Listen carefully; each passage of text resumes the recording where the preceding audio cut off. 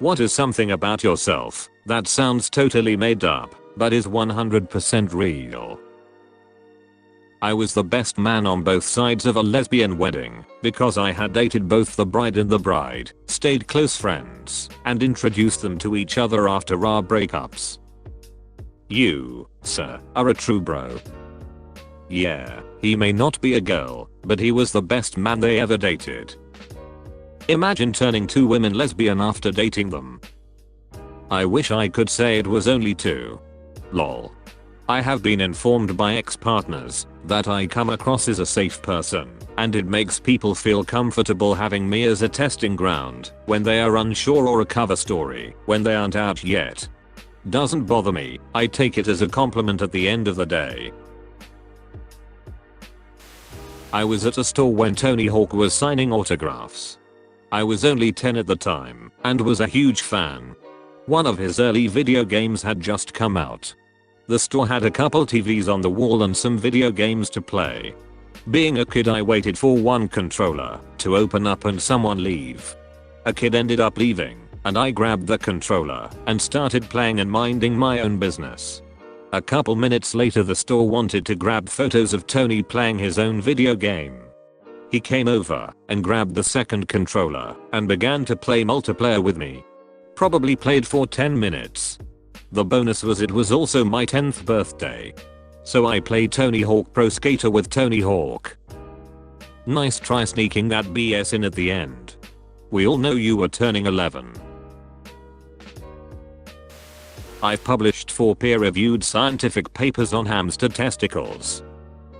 This reminds me of a column I read in the Dallas Morning News 20 plus years ago about the woman who was the first head of the insect zoo at the dinky little Natural History Museum. She had been a biology major and into bugs and was working in a lab when a friend found out that the museum was looking for a director for its new bug zoo. She got a phone interview with some museum bigwig who asked what she was currently doing. She replied, "I've been dissecting female mosquitoes to find out if they're virgins." He replied, "You're hired." How do you dissect a mosquito? They are so small, must be really difficult. They have tiny scalpels. Made for ants. That's nuts. A pelican engulfed my head with its massive ducking beak when I was a small child. Pelicans are cunts. Pelicans.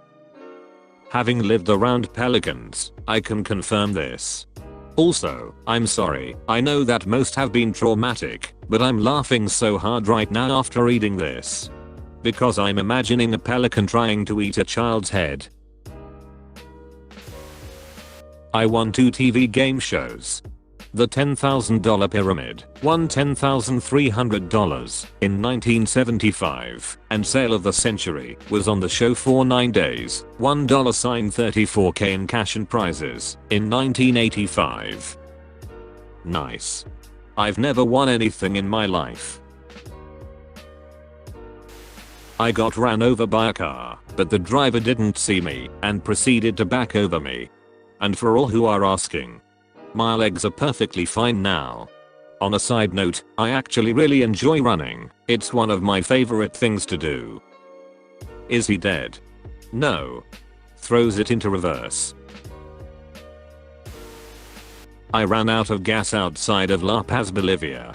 Luckily it was downhill for about 6 kilometers into the city. I coasted the whole way on my motorbike, past buses and drifted into a gas station. Never missed a beat.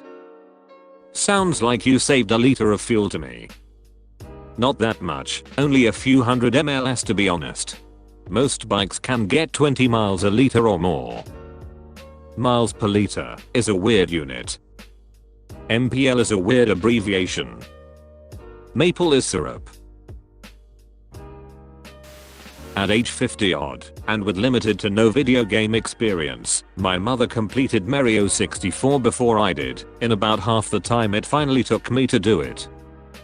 My brother is 31, I'm 19, and when he was born his grandmother, we don't share the same father, bought him a NES.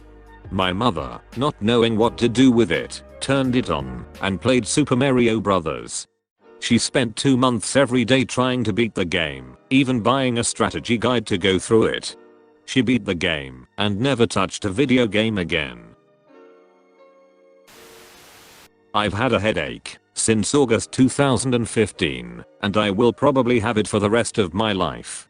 It's only on half my head, so I got that going for me, which is nice. This made me, oh man, out loud. I cannot imagine how you deal. I get headaches and migraines semi-frequently, and sometimes to the point I feel like I'm being tortured. Is there nothing they can do? How do you cope with the never-ending pain in your head? I genuinely hope you do not have this for the rest of your life. Get addicted to Vicodin and perform insane doctorly acts. When I was a kid, I woke up to find my cat giving birth to her kittens on my pillow, 1 inch from my face. I took it as a compliment. It totally is. That's like the Cat Congressional Medal of Honor. Right? If a cat closes its eyes around you, it means it trusts you, but if it duck and births kittens inches from your face, you must be like family.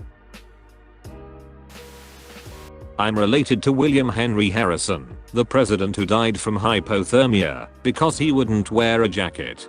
My great-grandfather and his son both died from hypothermia as well, but under slightly different experiences. I have almost died from eating way too many vitamins, jumping into a ceiling fan, and jumping from a cliff. My dad almost lit a gas station on fire. Basically, we are a very dumb bloodline starting from William Henry Harrison. Someone get this man an agent. And a jacket. When my mom was in grad school, she took several labs where she worked with cadavers. Because my dad worked nights, she often had to take me to class with her, and she'd usually just plonk me down on the table with the cadaver while she worked on it. Can I go to work with you? Over my dead body. I can't look left. Seriously. I'm not an ambilooker, it's like the Zoolander of birth defects. It's called Duane syndrome, and my left I can't turn left, so if I try to look to my left I see double. Growing up, my parents raised me to believe it was a party trick and not a disability, so I would always show it off to friends, which in retrospect I think was pretty sweet. Props to your parents for expert handling that situation. You probably grew without even thinking you had any sort of disability, and found out until you were old enough it didn't matter anymore. I saw the former Prime Minister of Poland in his underwear. That's not how the rhyme goes. I see London. I see France. I see the Prime Minister of Poland in his underpants. Husband and I fell in love at first sight. Moved in together after 2 days. Married 5 months later. Still married. It will be 40 years in May. Congrats on 40 years. That's amazing. I want to find love like that someday. I'm one of very few people outside World War I to live through mustard gas. So rare the doctors, 1995, no internet, had no idea how to treat me. How? Pure child stupidity. I grew up in a sparsely populated High Sierra community with lots of empty vacation homes. One of these homes was under construction about a block. There were no blocks in reality, just long windy roads cutting through the forest, and the construction crew would just leave the half-finished house open between shifts because no one lives here anyway. Like me, a retard. Me and a friend decided to stumble into the home and duck around with rando stuff. I saw a large vat used for mixing liquids and poured an entire bucket of industrial cleaning liquid into it. I went and got another large bucket full of chemicals. Mix rando industrial chemicals, children, and dumped that in there too. Huge yellow gas explosion in my face. I got about 15 feet away before collapsing and beginning to retch yellow goo and vomit everywhere. No breathing now, just gasping and vomiting goop. My friend ran to get my mom. She called ambulance. They put me in a helicopter and sent me to Art Davis Medical Center. My doctor eventually made contact with someone who knew how to treat my case through the internet. I had never heard of it. 2 weeks in the ICU, almost died, and my lungs are still ducking trash. I'm 34 now. I got hernia by sneezing too hard. I got mine trying to match my wife's pregnant belly. Pop. I feel sorry for laughing. What a way to get it. I cannot see 3D effects in movies or games. I didn't know that until a friend showed me his new Nintendo 3DS, and I asked him whether this thing was a scam, because it didn't look any different to me than a normal DS. We had a fight over this, because we both thought the other one was bullshitting him. You're holding it wrong. How the duck do you not see this? Are you ducking kidding me right now? There's nothing 3D about this thing. One of my ancestors was dumb and bought one of Napoleon's door knobs. It turns out it's fake. Door knobs were invented after Napoleon died. I'm intrigued by the fact that this is the story that your family decided to pass on from one generation to the next far enough to lose track of the relation and just refer to the subject as ancestor. Once in college I applied for a job at the library help desk. I figured I would help people find books. Didn't give it much more thought than that. During the interview, I aced all of the customer service questions. Then they asked me whether I knew how to defrag a hard drive. Cue alarm bells in my head, but I kept calm outwardly and said no, but you can teach me.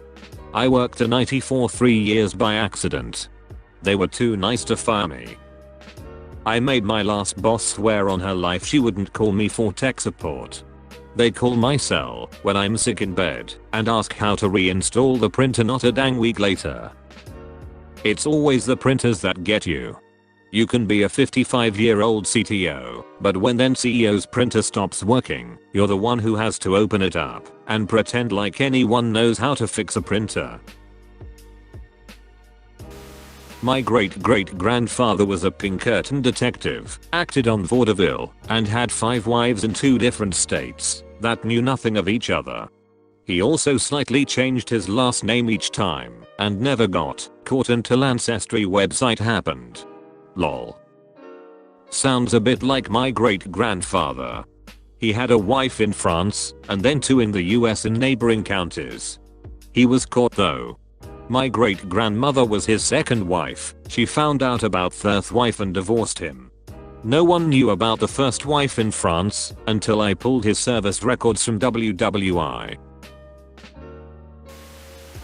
I've been in 3 fatal train accidents. Never had a scratch. Wait. Fatal to other people, or do we got some undead stuff going on? Yes. Fatal to others. Do you use the train a lot? Only 3 times. I took my mother for a surprise trip to New York City. She got married to my father there in '68. The surprise was manufactured by way of telling her we were going to Australia. We live in New Zealand, so a trip to Australia is not a huge deal. It's the type of thing you could do for the weekend, and therefore she packed a bag and brought her passport. We got to the airport and said surprise. We are going to New York, and she cried her eyes out with delight. When we arrived on our first morning, I said, "Okay, what do you want to do?" She said, "When I was last here, in 1968, the Twin Towers weren't complete, so I'd like to go to the top of them. Your wish is my command." I said, and off we went to the WTC. That was the afternoon of September 10th, 2001. Suffice it to say, there was a particular poignancy when we looked out the window at around 8 AM the next morning. I was shooting some stuff in my village and a bullet ricocheted and hit me in the torso. I was afraid my parents would kill me if they found out. I was young, so I used a knife and tweezers to remove the fragment and a stapler to stitch it up, and then covered the wound, and they never found out until a few years later when I told them. That's savage, dude. The motive was childish fear of the slipper though. Also, I need to say that I don't feel pain to the extent most people do, which has caused some unnecessary burns when cooking and other injuries, so the pain of stitching and cutting wasn't that great. Digging for the fragments was a real bitch though. I was almost named Storm because I was born at 3 AM in the middle of massive tornado storm, one touchdown actually a few minutes after I was born. I was also essentially dead. Docs thought they were going to lose both me and my mom, but somehow I lived bitches. Did your mom also live? Yep, we are all happy and healthy. Also got a sister 5 years later with way less complications. I've literally never been sick, or at least never showed symptoms of being sick. No colds, no fevers, no viruses, no flu even. I really don't know what it's like to be sick or get sick, and frankly, I hope I never do. It'd sure be ironic if the first time I got sick was now. Out of curiosity, have you also been in 3 fatal train accidents and never had a scratch? There's a scientist who died on the same day I was born, and her research subject was very close to mine. Not just the field, but down to some articles she wrote and some of her side interests. Some tidbits of her personal life also echo some of mine. I only found out after I graduated, and now I low-key feel like reincarnation might be a thing. Welcome back. A horse threw me in the air when I was a child. But I wasn't on his back. He grabbed the skin of my back with his teeth and yeeted me. Arsehole horses. L had one bite my back and stomp on me. My mum didn't believe me till she saw the teeth marks later. I can smell some illnesses and chronic symptoms. My sense of smell is normally pretty average, but I can sometimes smell if a person is sick before they start showing symptoms, and have been able to identify/predict 2 seizures, a diabetic blood sugar drop, and multiple chronic migraines before they happened. Are you a service dog? No, but if I could actually work as a service dog that would be freaking awesome.